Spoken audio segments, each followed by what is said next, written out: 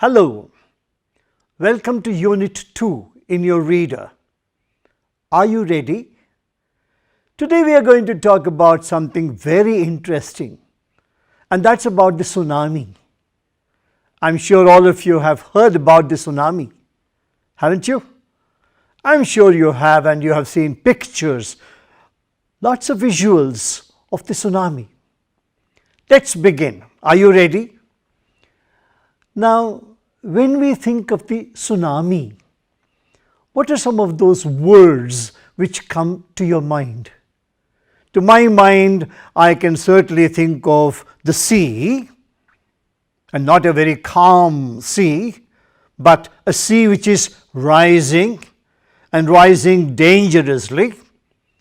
Lots of waves hitting the shore, destroying many things. These are some of the words, ideas, things that come to my mind. Anything more? Let's use a big word now. When we think of the tsunami, we think of the word devastation. Devastation, destroying everything on its way. And so today we will read about the tsunami, where it happened, what happened, and what were its effects. We'll look at all these things today. Shall we? Okay. Look at page 24 where you have a map in your book. Can you see the map? That's right. That's the map of our own Andaman and Nicobar Islands. Can you see it there? Can you read the places that are mentioned there in the map, right from the top? That's good. North Andamans, Middle Andamans, South Andamans, and in between you also find Port Blair, which is the capital of the Andaman Nicobar Islands, and so on. Good. So, we have seen the map and we have read the map. Take a little look at that. Now, turn the page over. There is a picture there on that page. What do you see in that picture? Destruction.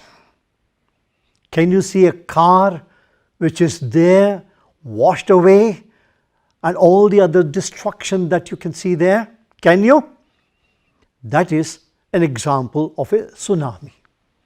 So, a tsunami is a huge disturbance in the sea which occurs, and when it happens it washes ashore, and when it comes ashore and it just washes away everything that it finds on its way. Shall we start reading now? Excellent. Good. Now look at part 1. As you look at part 1, you will find the name of somebody there. What's that person? Ignatius. Say it again. Ignatius.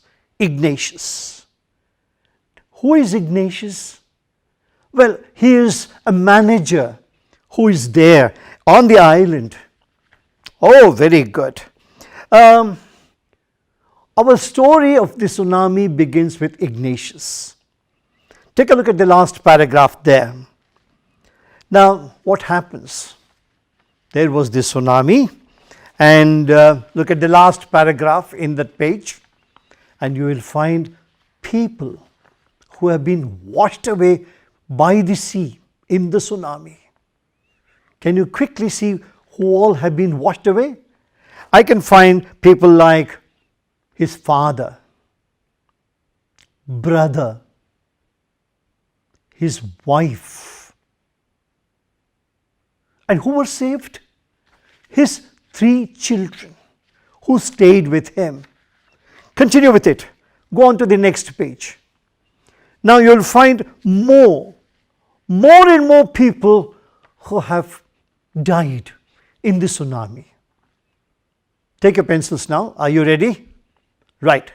Start underlining all those who who have died in the tsunami there. Good, begin from the top. You can find somebody like Sanjeev. Did you see Sanjeev?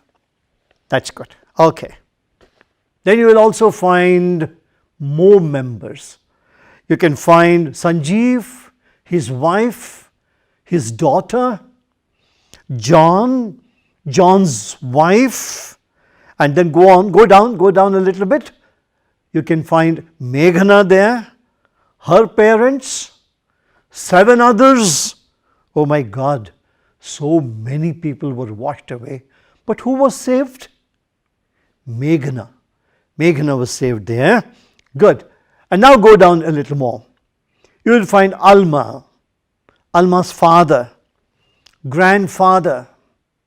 And the next paragraph, her mother.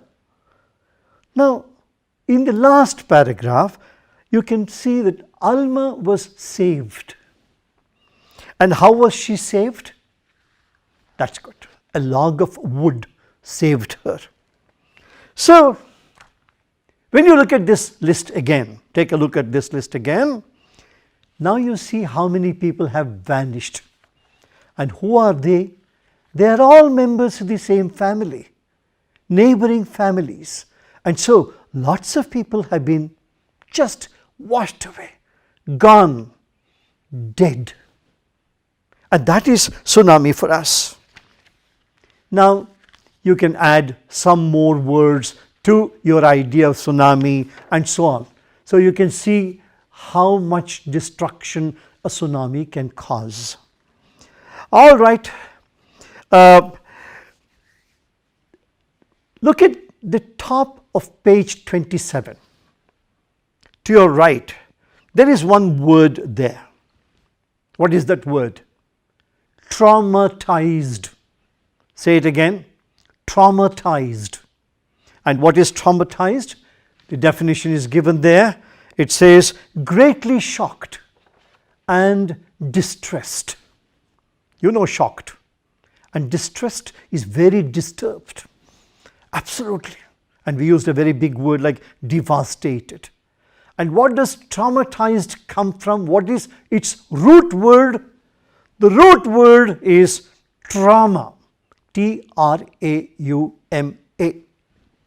What does trauma mean? Trauma means a lot of mental disturbance. If you go to hospital, you will find the word trauma in the hospitals. And what does it basically mean? It means somebody who has been mentally highly disturbed. And so, one of the effects of tsunami is that the person who is alive is traumatized, disturbed, distressed, completely shaken, just cannot speak. The mind doesn't work, it's dead, can't even think. And the person looks dazed, looks at only one spot, completely lost. Very difficult, isn't it? So it's an extremely shocking state of affairs, we can say. All right. Now look at those comprehension questions. Can you see them there? Right. In those comprehension questions, you can read some of them. Say whether the following is true or false. Shall we do one? Okay, let me read for you. It says, for example, Ignatius lost his wife, 2 children, his father-in-law and his brother-in-law in the tsunami. Is this true or false? Check. Check your list. Lost his wife, his father-in-law, and so on, so forth. All of them. Is it true? Yes, it is true. Good. Let's look at the second example. It says, for example, Sanjeev made it to safety after the tsunami. Is this true? Did Sanjeev make it after tsunami? Was he alive? No, he wasn't. So this statement is false. Now you can do the rest of them with your friends later on. Let's move on to part 2, shall we? In part 2, we are going to read about a girl from Britain who has come to Thailand for a holiday at the beach. And what's her name? Tilly Smith. Tilly Smith is a high school girl, and they are all in a place called Phuket, and they are enjoying a holiday on the beach with her parents. What are her parents' names? Can you see their names?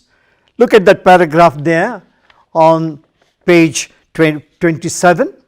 And her parents were Penny and Colin Smith. Did you find it? Good. Now they were on a holiday. They were enjoying on the beach. And Tilly is very happy. And so everybody is very happy there. All are enjoying at the beach. Beautiful beach. Lovely sunshine. Now, something happens. Tilly suddenly sees big waves in the sea. And these waves are getting bigger and bigger. Now, she remembers something that her geography teacher had told her in their class back there in England. She remembered suddenly that when there is an earthquake under the sea, then because of the earthquake, the sea waves rise and they become bigger and bigger, and they gradually move towards the shore, and they can hit the shore with great force, and that's a tsunami. Oh, suddenly she remembers that. So she watches the waves, and now she starts shouting at everybody and says, "Run! Run! There is something which is happening now, which is a tsunami, and so all of you run." And all of them who were there on the beach run towards their hotel, just right behind. And they all run into the hotel just in time when the tsunami hits the beach. And now they are all in the hotel, on the third floor of the hotel, standing there and then watching the sea. And all of them suddenly discover the power of tsunami. And they are all terrified. They can't speak, but they all are witnesses to the tsunami. Good. Now, having seen that, they are all very safe. And how are they safe? Thanks to Tilly. Thanks to her warning. Well in time, just in time. So, now, they are all safe in the hotel. And so now, that is part 2. And now let's look at the comprehension check questions at the bottom of the page. Are you ready? Look at the comprehension questions. Here it says, answer the following in a phrase or a sentence. Are you ready? Good. Shall I read the questions for you and you can answer them? Not very difficult, I am sure, now that you have heard the story. Why did Tilly's family come to Thailand? Why did they come there? Yeah, for a holiday. Now look at the rest of the questions. What were the warning signs that both Tilly and her mother saw? And so on and so forth. You can read the questions and you can answer them later. It's fairly easy for you. Now turn the page over. On this page, which is page 29, you see a picture of a boy. Is he sitting alone? No. He is sitting with his dog. Is he happy? No. He is very disturbed. The dog is running around? No. The dog is also very disturbed. So what do we see now? Let's look at part 3. In part 3, we're going to see some very interesting information. Now, part 3 talks about animals and birds and their behavior. What is special about their behavior? Take a look at that. Now, in this section, you will hear a new word. And what is that new word there? The word is sixth sense. Can you see that sixth sense on the page? Yes. How many senses do we have? 5. What are these 5 senses? We have the sense of sight, we have the sense of touch, we have the sense of smell, we have the sense of taste, and then we also have the sense of sound. We have 5 senses. Do we have a 6th sense? We will come to that in a minute. But animals, we are told, have one extra sense, and that is what we call the 6th sense. And what is that? It says, the text says, look at that very carefully, animals can sense disturbances in the earth, which means if there is going to be an earthquake sometime soon, animals can listen to that noise, that disturbance, and so animals can find out, can know, can understand that there is some kind of a disturbance, and disturbance in the earth, some earthquake. And so much so that even if there is an earthquake in the sea, animals, because of this 6th sense, when they hear the disturbance in the earth, they move away from danger. And so the text says that when you look at the number of humans who died in the tsunami and compare that with the animals, you find very few animals dead. And so animals have a 6th sense. The question is, you can also say, do we have a 6th sense? Do we? Do you think we have? I think we have. You know, sometimes, supposing you are coming on the bicycle to the school, or your bus is coming on, somebody starts crossing the road there and you see that person there, and if you quickly calculate the time that person is going to take to come to the road, your 6th sense tells you that that person will be right in front of you. So what do? You apply brakes and stop, and that person is right in front of you. That is our 6th sense. Something tells us that this cup of coffee is very hot, and so we already take care, because we see the steam coming out and it looks like very hot, and so on. So we also have a 6th sense. Let's close this section, turn to the next page, where you find about this man who has his dogs, and suddenly that day he discovers that his dogs don't want to go for a walk. Every day they run, but today they don't want to, and he doesn't know why. However much he tries, the dogs refuse to go, and so he's there at home, and suddenly he discovered that there is a huge tsunami.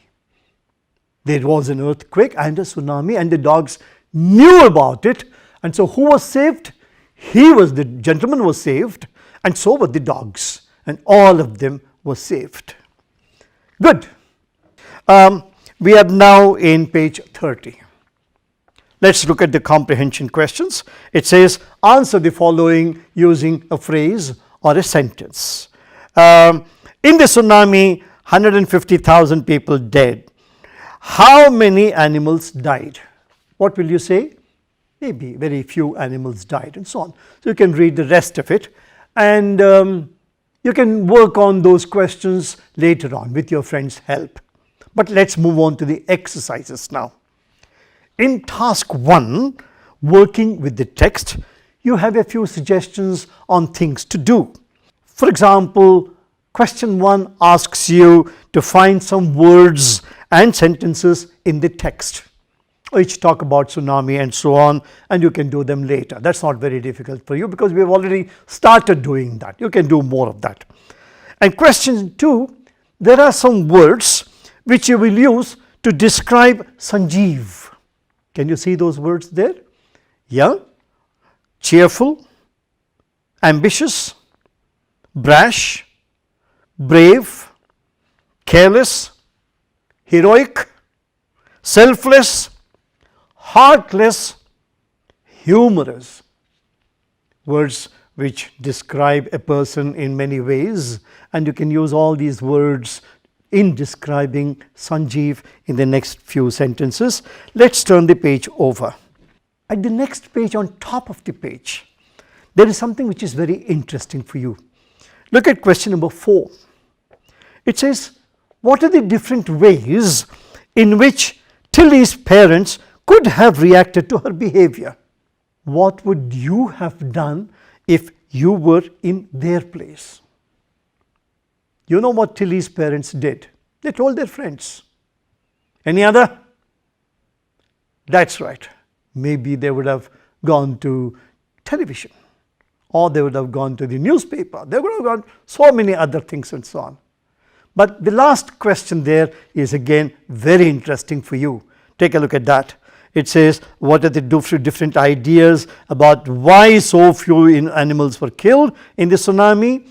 Which idea do you find more believable? It says animals say do this, do that, do this, do that, and which is that which you think is very believable. A clue for you? Sixth sense. Remember that. Good. Now, we are now going to work with language. Are you ready now? So it says there are, in question number 1, there are different movements, which says fast movement, slow movement, and rather slow, not fast at all, and so on and so forth. And you can find again from the text, when you read the text, you can find all those expressions which describe all these different movements. Question number 2 again asks you to fill in the blank in the sentences below using the verb given in the bracket. This is also fairly simple for you. Let's do number 1. For example, it says the earth trembled, but not many people felt the what? Tremble, it says. Trembling. Good. Not many people felt the trembling.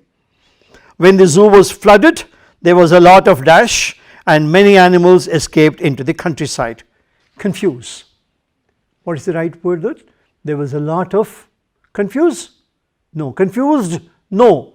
Confusion. Excellent. And now you can work on that.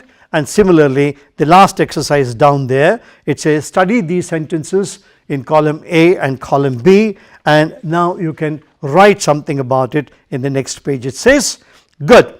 You will find somebody doing something and something happening to somebody else, and so the person who does something is called the doer, and the other person is the one who receives this action, and so on.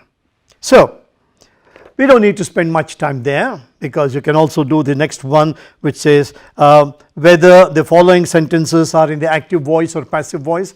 How do you know the active voice and passive voice? From the previous exercise, the doer is always the active voice, and if something is done to you, you are the receiver, it is the passive voice. As simple as that. Now let's conclude this particular section. It says speaking and writing. Supposing you are one of the volunteers and so on and so forth, you can rewrite the story, or you can also rewrite a diary, or whatever you like. All those writing activities you can do with your friends. Let's now do something else. I want to show you something. I'm now going to show you 2 little clippings of 2 scenes of tsunamis. You're going to watch those 2 short clippings.